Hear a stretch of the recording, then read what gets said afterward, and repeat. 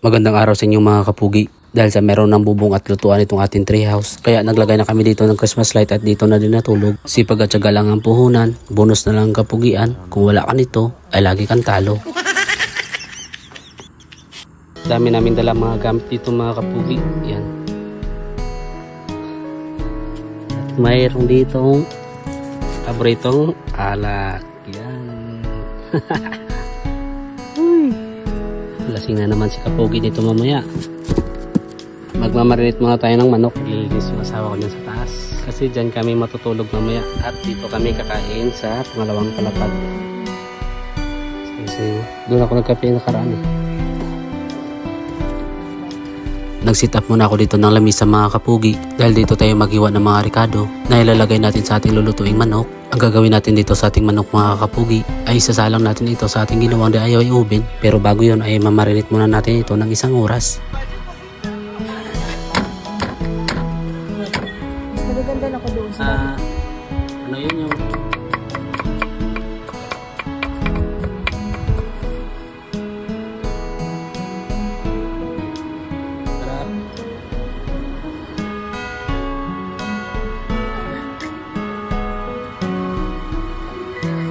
may tanim ako ditong lemongrass sa taas ng bundok, kaya dito na lang din ako kumuha para ilalagay natin doon sa katawan ng manok. At bago ko ito ihalo ay hugasan na muna natin ito mga kapugi.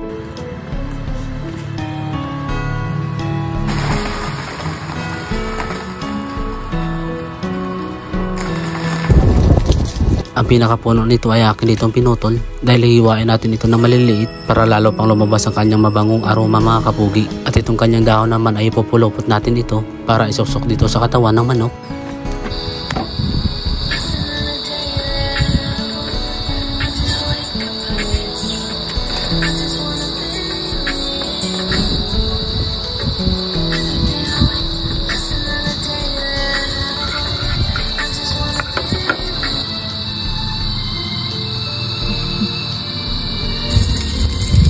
Dahil marami ang nakuha ko ditong tanglad mga kapugi, para hindi masayang ang ginawa ko dito ay hinati ko ito sa dalawa. Ang isa ay pinasok ko dito sa loob, ang isa naman ay nilagay ko na lang dito sa kanyang gilid.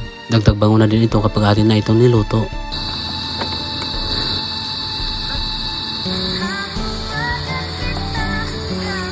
At nung natapos ko nang lagyan ito ng mga ricado, dahil sa wala tayo ditong pantakip mga kapugi, kaya pinasok ko na lang muna ito sa kabinet at nagsimula na din kami dito maglagay ng Christmas light. At dalawa lang pala kami dito ng aking asawa dito sa treehouse mga kapugi. Matagal na talaga namin na itong pinaplano na matulog dito dahil sa nakaraan ay nasira ito ng bagyo, kaya naantala ng bahagya ang aming plano. Bali ilang araw ko rin dito inayos bago gumanda ulit ito. At kung medyo na kompleto na ang ating treehouse mga kapugi, kaya nagpasya na kami ditong dalawa matulog. Nakaraang buwan ay nilagyan na namin ito ng Christmas light, kaso dito pa lang sa unang palapag mga kapugi dahil konti pa lang nun yung amin nabili. At dahil wala pa ditong bubong nakaraan, kaya inalis pa din namin yung mga ilaw dito habang naglalagay ng Christmas light dito ang aking asawa. Ako naman ay nagsimula na dito maggatong ng ating DIY oven. Tapos ay kumuha na din ako dito ng dahon ng saging na ipangbabalot natin doon sa katawan ng manok. At dahil mainit na din ang loob nitong ating DIY oven mga kapugi, kaya kinuha ko na kagad itong ating minarinate na manok. Ganito ang diskarte ko para hindi kagad masunog ito at para masigurado na maluto ang loob nitong karne.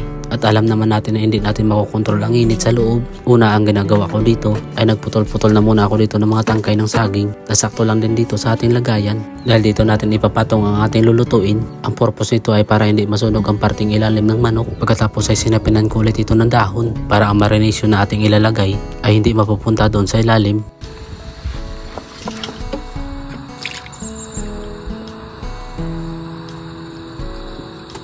Tinakpan ko din ito ng dahon sa itaas bago natin ito isasalang. Ang purpose naman ito ay para hindi kagad masunog itong balat ng manok habang niluluto natin ang pinakaloob ng karne. Yun nga ang sinabi ko kanina na hindi natin makokontrol itong init sa loob, kaya kailangan natin itong hanapan ng paraan para atin itong masolusyonan. At habang nagsasalang na tayo dito ng manok at abala naman ang aking asawa sa kakalagay ng Christmas light doon sa itaas, ay naglinis na rin ako dito sa ibaba ng ating treehouse. Buti nga ngayong araw ay uminit ang panahon, kaya medyo natuyo itong mga dahon dito sa paligid. May natira pala ako ditong ilang pirasong tiklad at pinag-isipan ko din ito kung saan gagamitin. Dahil kung pabayaan mo lang ito dito sa tabi ay mabubulok lang ito dito mga kapugi. Tapos yung mga dahon ng anahaw dito na nakakalat ay akin na din ditong ginatungan at para mausukan na din itong ating treehouse.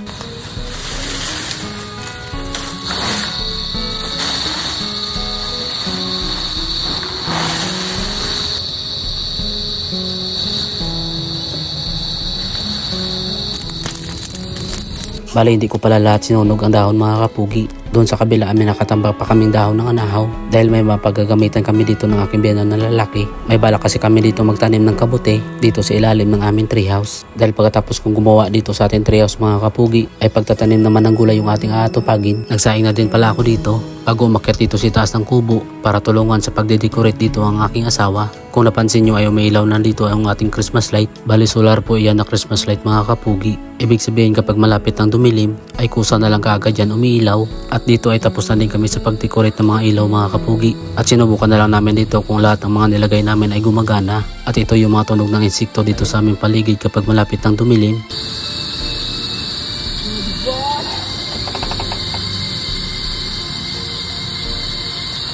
Sa sumilaw na?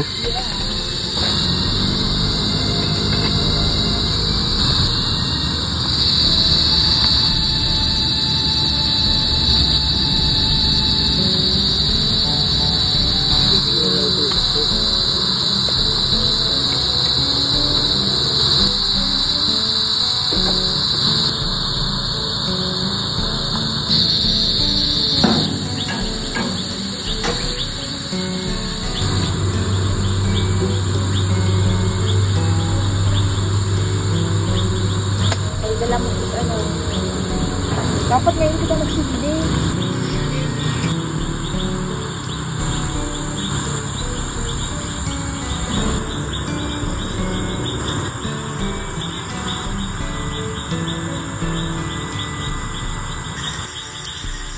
At nung sumapit na dito ang dilim ay nagatong na ulit ako dito sa ibaba ng treehouse para hindi ganong malamok dito sa paligid at tamang kwentuhan lang din kami dito ng aking asawa.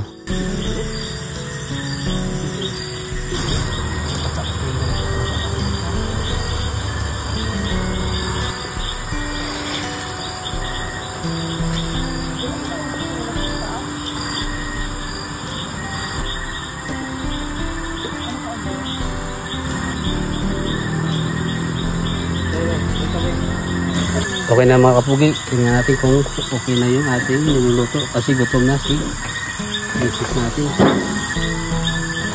Wow!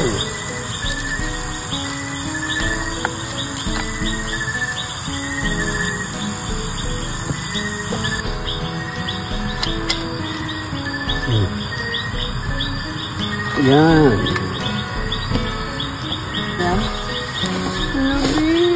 First bite. Lambot, lambot. First bite mga kapugi. Ugas tayo, ugas. Ugas na tayo ng kanin. Anong kanin?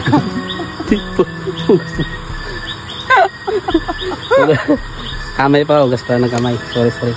Kain tayo mga kapugi. Gutom na si kapugi. Ano na yung nag-asam. Yung ating malambot. First bite mga kapugi. First bite. Second bite. Second bite na pala ito. Ay,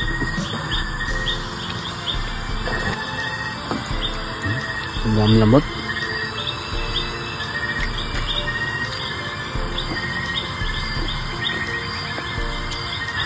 Lambot.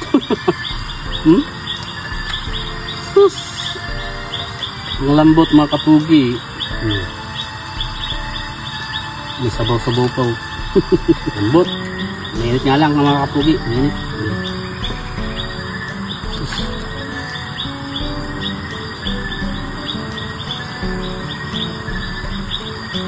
Mainit.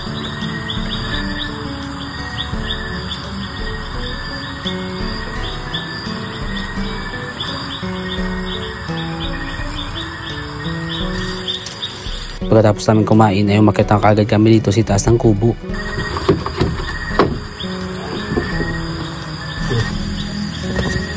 Dinala ko na din dito yung aking inumin dahil manonood kami dito ng palabas sa laptop mga kapugi. At sa mga nagtatanong kung marami din bang lamok dito sa itaas ng ating treehouse, kung gaano kadami dun sa ibaba ay ganun pa rin kadami dito sa itaas mga kapugi. Kaya lagi kami dito may dalang pangontra laban sa lamok. Ganitong banding lang ay napakasaya na, lalo pa at suportado ka pa ng iyong asawa.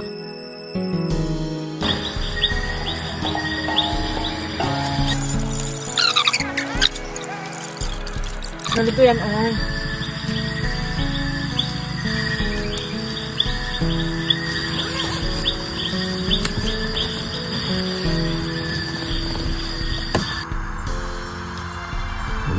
araw na mga kapugi. Good morning.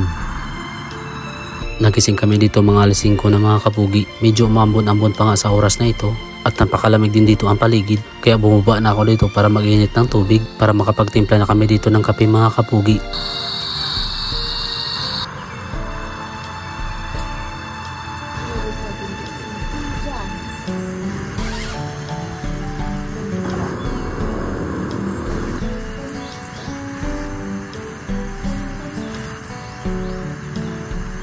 Kung sana mo, kung nagdito ko ang natin, pag-arawan mo.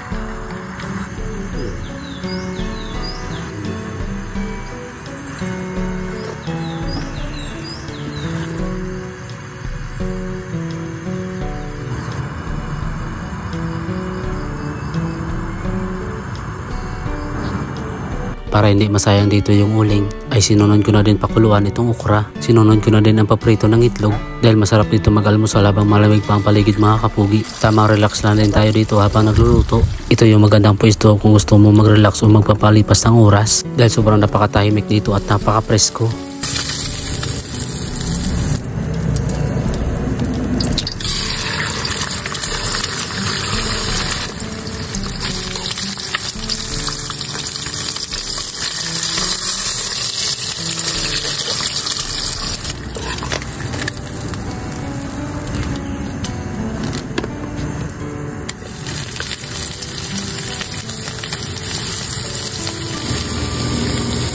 At kung nagustuhan nyo itong aking vlog mga kapugi, please follow, like, and share naman itong aking page. At pa-comment naman kung saan nakaabot itong aking video. At sa mga nakaabot sa dulo ng aking video, maraming salamat at God bless inyong lahat.